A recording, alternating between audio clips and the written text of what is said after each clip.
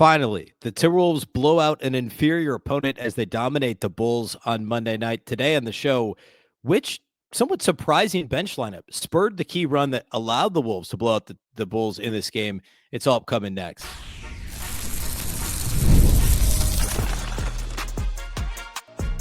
You are Locked On Timberwolves, your daily Minnesota Timberwolves podcast. Part of the Locked On Podcast Network, your team every day. Hello and welcome to the Locked On Wolves podcast, part of the Locked On Podcast Network, now the #1 sports podcast network. Happy Tuesday, everybody. Hopefully you're enjoying your week between Christmas and New Year's. One of the weirder, hopefully more relaxing weeks of the year. The Wolves have an odd New Year's Eve matinee tomorrow. We'll talk about that, I guess, on tomorrow's show. Today, though, it's the postgame pod following a Wolves blowout win over the Chicago Bulls on Monday night. A fun game. Minnesota was only up 5 at the half, but really it was a second quarter run that I want to key in on first today on the show with a bench lineup that, yes, included Bones Hyland and Reid, that really kind of started Minnesota taking over this game and you know, going from down 9 to up 5 at halftime. And then Anthony Edwards rejoining, you know, some of that bench lineup as a big part of this run in the second quarter, and then they put it away in the third quarter. So I want to talk some lineup stuff here first as my biggest takeaway from this game. And Anthony Edwards was phenomenal. We finally had like a quarter plus of garbage time in the fourth quarter because the Timberwolves actually won in a blowout for the first time in, I don't know, probably at least a month. So we'll key in on some of the lineup stuff here first, and we'll talk about the performance from Ant. We'll talk about some of the bench performances. A lot of good stuff to get to here today as the Wolves beat the Bulls in the exact way that they should have. Also, a couple of things we talked about in the preview show yesterday that did come to fruition in this matchup. So all that's upcoming here. A big thank you off the top for making Locked On Wolves your first listen every day. Of course, this show is free and available everywhere. That includes YouTube as well as all of your favorite audio platforms. Wherever you like to listen to podcasts, you can find Locked On Wolves. All right. So coming into this game, one of my concerns was the pace with which the Bulls play and also their defensive rebounding. My thought was basically, hey, look, the Wolves, if they're going to crash the glass, the Bulls are going to get a bunch of defensive rebounds, push the pace with Josh Giddey, with Coby White, with some of these guys who, are going to like run it down the Wolves' throat. Well, as it turns out, Coby White only played 7 minutes in this game. Josh Giddey appeared to pull a hamstring after halftime.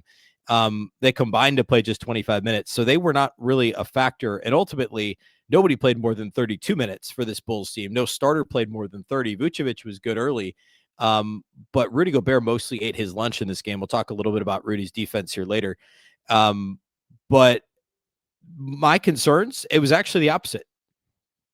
Minnesota ran the floor like crazy in this game. They actually beat the Bulls in fast break points. I think it was 20-12.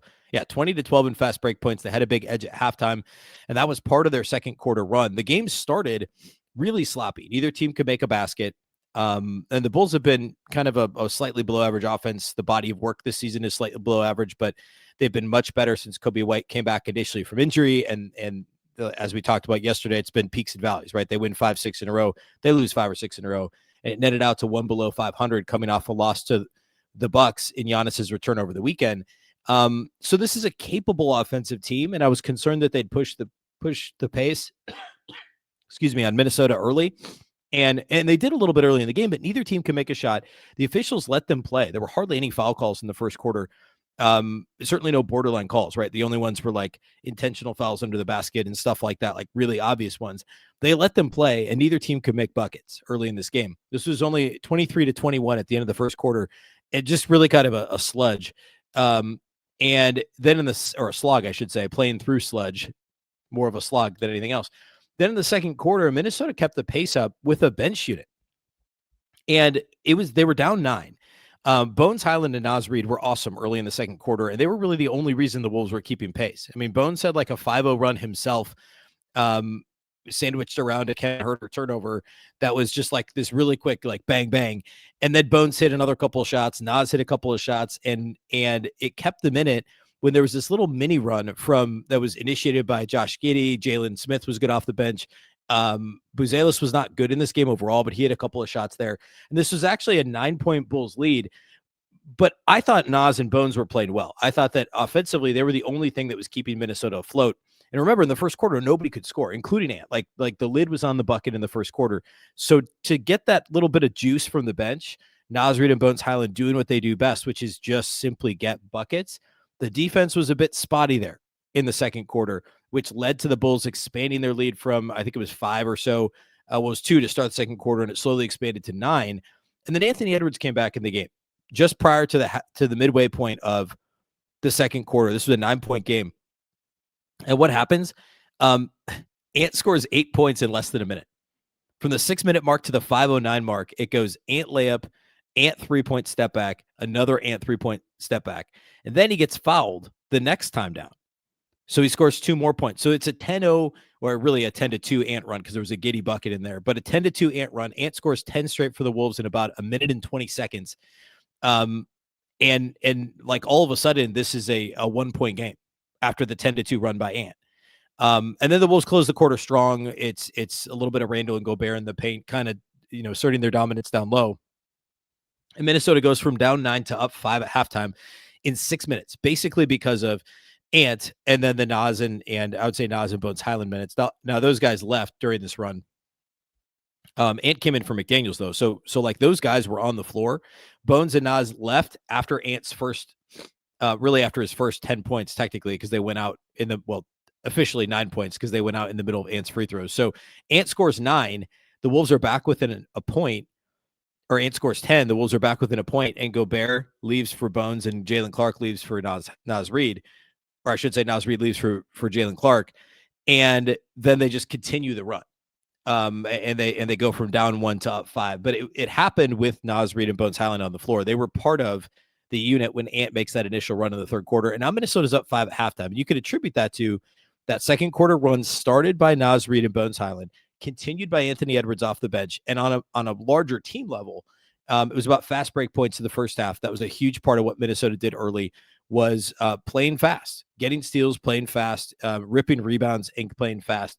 And I thought the defense was actually really good. What killed the Wolves in the first half was second chance points. I believe the Bulls had 9 first half second chance points, and it felt like more. There were a couple of silly ones, like there was a miss near the rim that was rebounded by the Bulls. It got kicked out for a 3-pointer in the corner from Kevin Huerter. There was another one right around that same vicinity in the second quarter, that same time frame, where it was just an unlucky bounce on a second chance opportunity. And a lot of times that's the case, but it was still the issue, right? The first effort defensively was fine. I thought Minnesota, and actually for the entire night, we'll talk about this a little bit later, but I thought the defense was actually really good. The Bulls shouldn't have scored 100 points. It was garbage time that got them to 100 points, and they barely did it anyway. It's a credit to Minnesota's first initial effort defensively throughout the game, and especially in the first half, and then also again in the third quarter as the Timberwolves ultimately pulled away. But without second chance points, I mean, the Bulls wouldn't have gotten to 50 points in the first half. They would have had 40-ish points. The defense was that good early. The effort level was clearly leaps and bounds ahead of where it was against Brooklyn on Saturday, which, you don't need me to tell you that. Look at the box score. Look at just the final score. You could tell that was obviously a thing. But seriously, the defensive effort was actually really good in this game. And we'll key in on Rudy Gobert and Jalen Clark a little bit later. Those guys were a big part of setting the tone. But everybody really played hard. I don't think Jaden McDaniels had a great game, certainly not offensively, but he was active defensively. Rudy Gobert dominated the paint defensively. I thought Randle competed defensively. Dante, I thought, was fine defensively. All stuff that didn't happen against the Nets. And guess what? When you play really hard and you give a strong initial defensive effort, you can survive some of the second chance point opportunities, which also is related to effort. But I thought they got some bad bounces early in the first half. There were a couple plays where the effort wasn't quite there. But for the most part, that first initial effort defensively was really solid for Minnesota in this game. And that's how they were able to go from down 9 to up 5 at halftime. And then they pulled away in the third quarter. So we'll talk about what happened there, how Minnesota pulled away.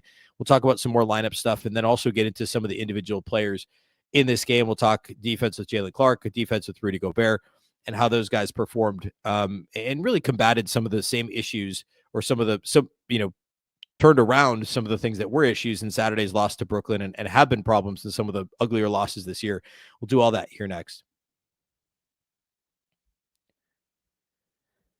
Today's episode of Locked On Wolves is brought to us by our friends at Gametime. During basketball season, there's nothing like being in the building. The energy, the crowd, the first big run that gets everyone on their feet. Fans want to be there for those moments, not stuck refreshing screens or guessing what tickets are really going to cost. That's where Gametime comes in. The Gametime app gives fans the advantage back, making it incredibly easy to score amazing tickets, fast, simple, and without the guesswork. Browsing the Gametime app is straightforward and intuitive. Finding tickets takes just a few taps. Seeing the view from your seat before buying makes choosing tickets easy and confident. Your prices will include the fees up front, so the total is clear from the start. Features like zone deals help unlock great seats at even better value. If it's an NBA game, the Wolves are on the road for a little while now, but perhaps you live in one of the cities they'll be visiting, or when they get back to Minnesota here in a week or so, or it's any other live event, whatever it is, everything's right there in one place with Gametime. Take the guesswork out of buying tickets with Gametime. Download the Gametime app, create an account, and use the code LOCKEDONNBA. That's LOCKEDONNBA, LOCKEDONNBA for $20 off your first purchase. Download the Gametime app today and get in on the action.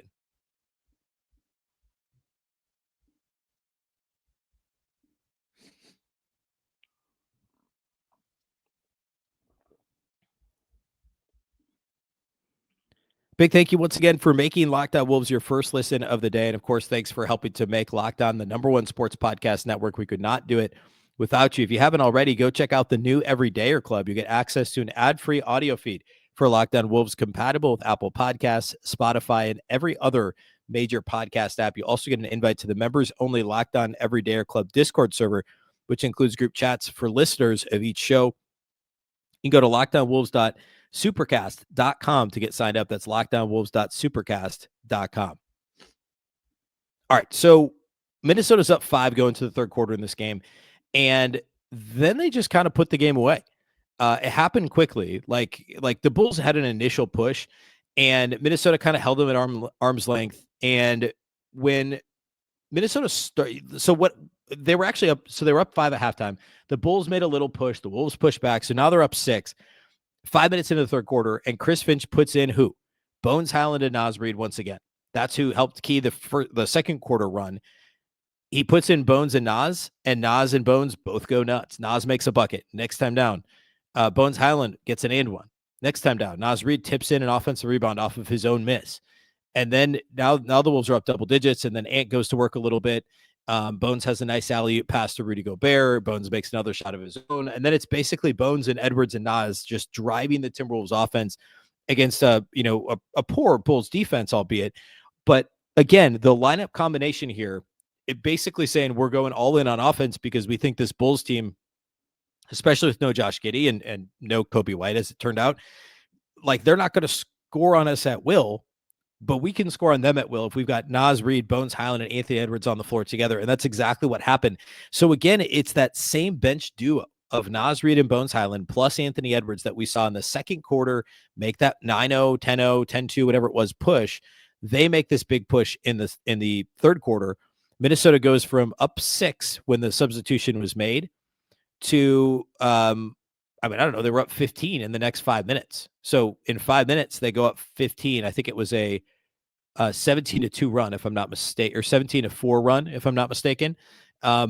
Just phenomenal. And it continues a strong stretch of play for Nas and Bones. And I guess the flip side of that is Julius Randle had another kind of pedestrian game, except for obviously he had 14 assists in this game, but the offense looked pretty uninspired early.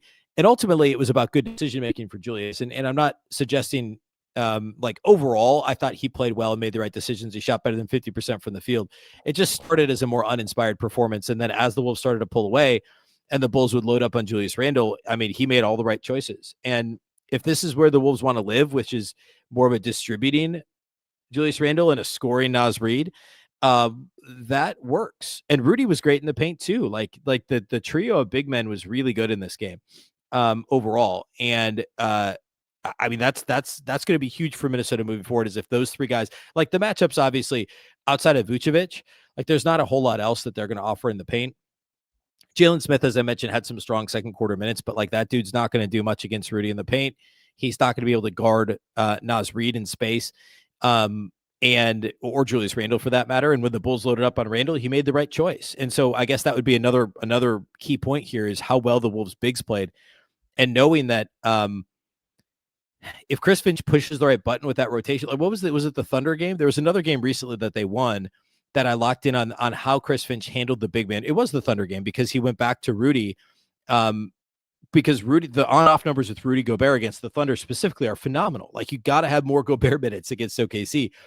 And against a team like Chicago, like obviously the last 6 minutes of the game were garbage time, but Rudy had 30 minutes. Naz Reid played 27 and Julius Randle played 28. The Naz and Julius minutes together, we talked with this a little bit on yesterday's show. They're generally miserable. Like, you got to be careful about that. Those minutes have not been good. They're horrific defensively, and they're not consistently good enough offensively. But either one of them with Rudy Gobert is awesome. And the three big lineups have been good in limited action, and I think that's worth experimenting with more against some of these opponents. It didn't need to do that against Chicago, obviously. So Julius puts up 17 and 14. Naz has 33 points and 18 shots, 7 boards for him, which was second most on the team. Rudy has 9 points, 10 rebounds to lead the team, and 4 blocked shots.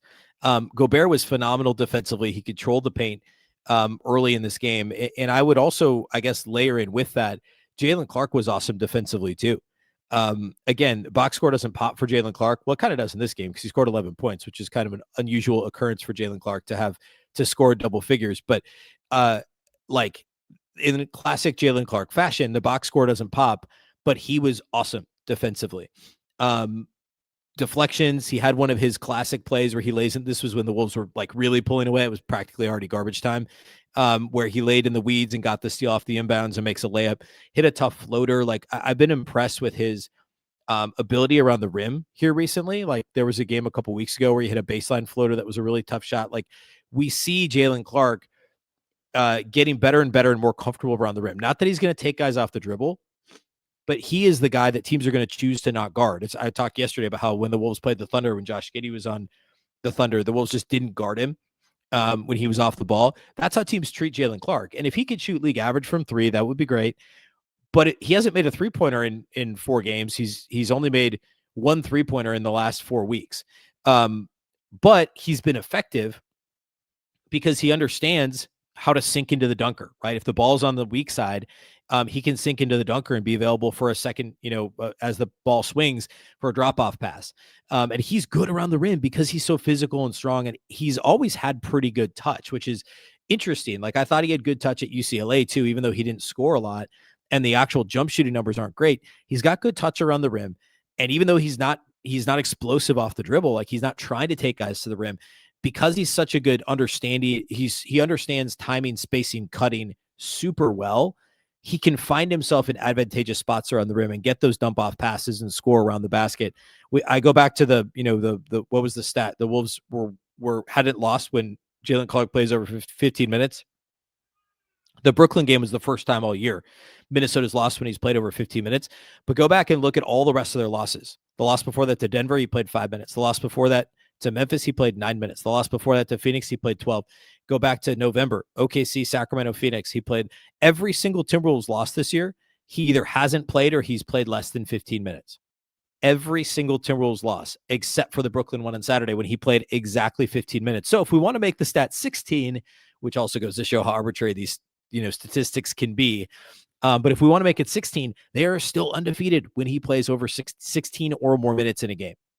And honestly, like, we could expand it to double digits, and they've only lost twice, 3 times when he's played double digit minutes. So the Jaylen Clark impact is real, and more Jaylen Clark minutes is a good thing for the Timberwolves. He was fantastic in this game, and in concert with Gobert dominating the paint, especially early when this game was still in the balance. That's what helped Minnesota hold Chicago to 50 points in the first half. And again, without some of those second chance opportunities, which I was worried about coming in because the Bulls have some good rebounding guards. Without some of those, this would have been a double-digit lead by halftime anyway, and the Bulls still struggled to get to 100 points in garbage time. So a really good defensive performance, and Clark and Gobert specifically, I thought were key there. All right, let's close by doing individual studs and duds. We'll peek ahead at what's next on the schedule. We'll do all that here next to close out the show.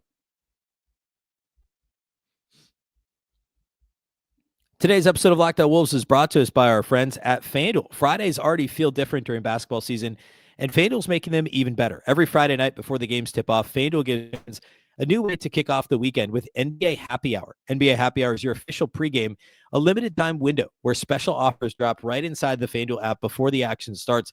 Fridays from 6 to 7:30 Eastern, that's 5 to 6:30 Central Time, have become appointment viewing with NBA Happy Hour. Opening the FanDuel app during Happy Hour always brings something new.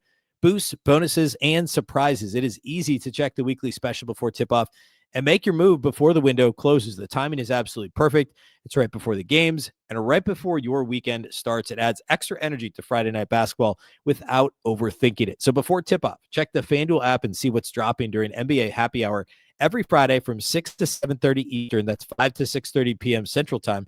A little basketball, a little action, and a whole lot of Friday energy. That's NBA happy hour only on FanDuel, the official sportsbook partner of the NBA.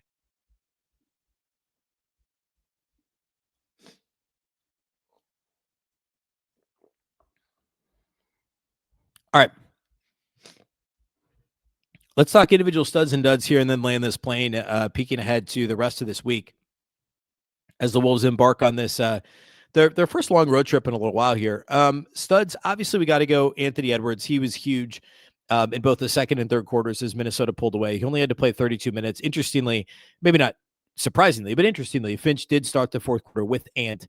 Minnesota was up 17, and the thinking there is obviously let's get 5-6 good minutes out of Ant because they can't stop him. Put this game away, make it a 25-plus point lead, and then pull him. And that's exactly what happened. Minnesota, let's see how much they were up by when he left the game for good. But they were up, what did I say, up 17 going to the fourth quarter. And then Ant left the game at the, let's see. I was hoping I could find this quickly.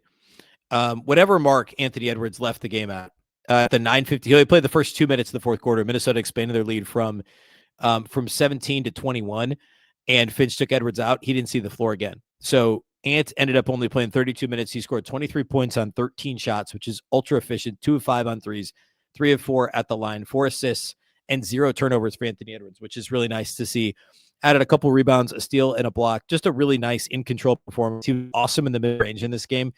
He was, 7 of 8 on twos, and I think they were at least 4 or 5 of those were mid-range jumpers. In general, not my favorite thing, but he's become so good there. I don't want to say prolific quite yet, but like it's usually a good shot when Ant's in the mid-range at this point, he's come a long way to be able to say that. He's obviously worked on it a ton, and it's a real weapon, and he was awesome from there in this game. Other studs, Reid, obviously, 33 points, 11 of 18 shooting, 6 of 10 on threes, which is great because he hadn't been awesome from outside the arc here of late. A perfect 5 of 5 at the line, 7 boards, 3 assists. He was feeling himself so much in this game. He tried to shoot a mid-range jumper. I don't know that I've ever seen Reid shoot a mid-range jumper. He sometimes shoots those weird floaters from 10, 12 feet where he gets caught in between and it's like his brain breaks because he won't shoot from mid-range. He's like, I'll just shoot a floater because that's not technically mid-range then, right? It's not a mid-range jumper. He tried to shoot a mid-range jumper and got fouled. I think maybe he was expecting the contact, which is why he did it. But he clearly was feeling it so much that he's like, I'm just going to do this. Like, I never do this. Naz is never shooting mid-range jumpers. I promise you. He's shot probably less than 10 in his entire career. And I can't think of one. That's how rare it is. But he was awesome in this game. A big part of the Wolves pulling away. We talked already about the second quarter. Naz and Bones were huge then. And then also that like early mid third quarter when Minnesota was up 6 and expanded their lead to double figures. Reid was a massive part of that as well. So 33 points in 27 minutes at 18 shots. Second on the team with 7 rebounds and also tied for third on the team with 3 assists in this game too. So a great Reid game. Third stud. That's actually a tougher one. We could go Bones Hyland. You could go Jalen Clark. Could go Julius Randle with the assists. I actually think I'm going to go Rudy Gobert. And I understand this is controversial, but I'm going to go Rudy Gobert. 9 points, 10 rebounds. I thought he really set a tone in the, I would say early, even when Minnesota was struggling offensively. Rudy was so dominant in the paint. He blocked Vucevic. Like, I think Ant did too. Like Vucevic got blocked 2-3 times in the first couple of minutes of this game. And then in the second quarter, really good defensively as well. I thought the 4 blocks really did set a tone early on that, look, hey, our interior guys are better than your interior guys, and we're gonna dominate this game. And they set that tone early. I thought Gobert was a big part of it. He had a nice block that led to a fast break Euro step on the other side. There were a couple nice feeds from Bones that Rudy finished. There were no botched, catching of tough passes. Gobert did a really good job there. The 5 stocks in 30 minutes, leading the team in rebounding on a night where they struggled at times to rebound in the first half. That was all really good.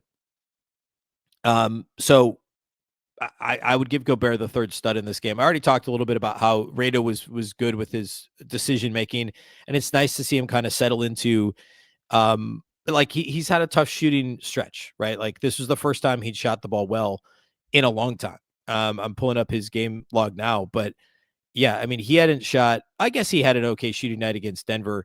But by and large, like the shooting has been rough going back to the really all of December. I mean, he's sub 45% for the month of December. He's 26% from three. The free throw attempts have like he was double digit free throw attempts in 3 of 8 games, to start the month. He hasn't had more than 7 free throw attempts in a game over the last 2 weeks. Like some of that stuff has been a little bit rockier for him. But he had 11 assists in the loss to Brooklyn on Saturday. He had 14 assists in this game. He also had no turnovers. I mean, you'll take 14 assists and no turnovers any day of the week. So a strong performance from Julius Randle. And again, for him to not feel like he has to try and do too much is super important. And we're hitting the home stretch here of like, I'm sure he'd love to be an all-star. And this is when those decisions are going to be made here soon.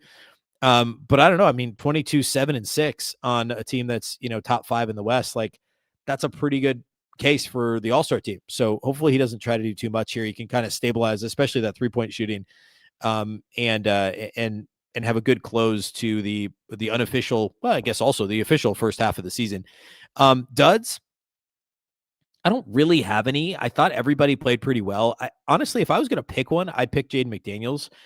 Maybe also a controversial choice. I thought he was fine defensively. There were a couple of plays though where he just didn't run back hard. Like there was a play, he missed a layup and he may have gotten fouled and he looked mad. He didn't sprint back and the Bulls got an open corner 3. Like I think that was second quarter. There were a couple of those stretches where then Jaden would leave the floor and the Wolves would play better. Now he still finished a plus 12 in a game. The Wolves won by 35, but short of everybody that played, of anybody that played 18 or more minutes in this game, that was the worst mark. Actually, I guess it was slightly better than Jalen Clark, but like Jaden, just the effort wasn't quite there. And I don't know if it's because they got up. I don't know. I mean, I guess the example I gave was in the first half, so it wasn't because they were up big. There were some of those effort things with Jaden that weren't great in this game. He hasn't looked as comfortable offensively here lately. So I guess I'd have to pick, if I had to pick a dud, which I don't, but I'm going to say Jaden McDaniels would be my only dud in this game. We talked about Jalen Clark played well. Bones Hyland was awesome.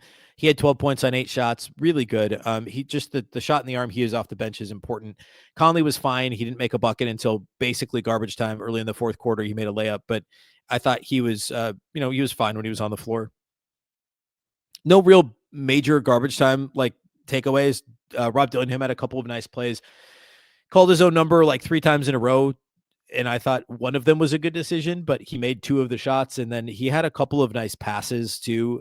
Didn't get any assists in 6 minutes of garbage time, but I talked yesterday on the show about how I thought he was going to get Mike Conley's rotation minutes. That did not happen.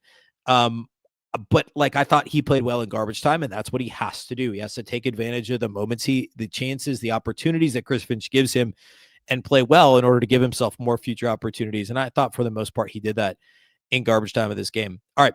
Next up, the Timberwolves have a weird New Year's Eve, not New Year's Day, but New Year's Eve matinee at Atlanta. So 2 p.m., I guess tomorrow. So on tomorrow's show, we'll try and get it up early. I'll talk about the matchup against the Hawks. We've not seen Atlanta yet this year. They're such a weird team, everything that's going on and some of the Trae Young rumors. So we'll talk about that matchup and some other rotation lineup type stuff here for Wednesday's show. And then the Wolves have Thursday and Friday off. So we'll talk about some more trade possibilities later in the week as we enter the really kind of the meat of trade rumors and discussions. We're 5 weeks out from the deadline now. So we'll talk about that on Thursday and Friday, and then we'll get you ready for a weekend of games. The Timberwolves have 4 p.m. and 5 p.m. tips on Saturday and Sunday, respectively, against Miami and Washington. So a bit of a weird East Coast swing here before Minnesota comes back home next Tuesday to face the Heat for the second time in 4 days. All right, that's all I got for you today here on the show. Big thank you for making Locked On Wolves your first listen every day. Of course, this show is free and available everywhere.